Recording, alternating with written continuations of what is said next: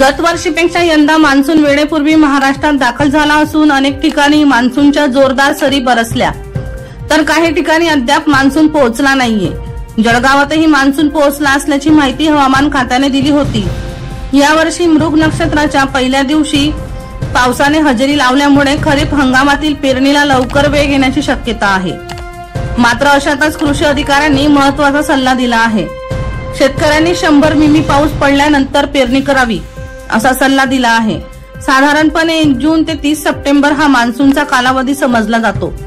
यंदा मान्सूनचे लवकर आगमन व सरासरी 106 मिमी पाऊस होणार असल्याचे भाकीत हवामान विभागाच्या वेधशाळेने वर्तविले होते। त्यानुसार मान्सूनचे आगमन झालेही मृगाच्या पूर्वसंध्येलाच पावसाच्या सरी कोसळल्या।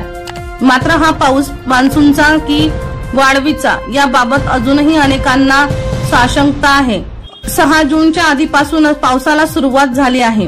2 दिवसांपासून ढग दाटून येत आहेत, तुरळक पाऊस देखील होत आहे। वातावरणातील आर्द्रतेचा टक्का सुद्धा वाढत आहे, त्यामुळे जोरदार पावसाचे संकेत दिसत आहेत। जळगाव जिल्ह्यातील काही ठिकाणी पाऊस जरी चांगला होत असला तरी एवढ्या पावसाच्या भरवशावर खरीप पेरणी करणे चुकीचे ठरेल। दीपक राठोड यांचा रिपोर्ट DR न्यूज जळगाव।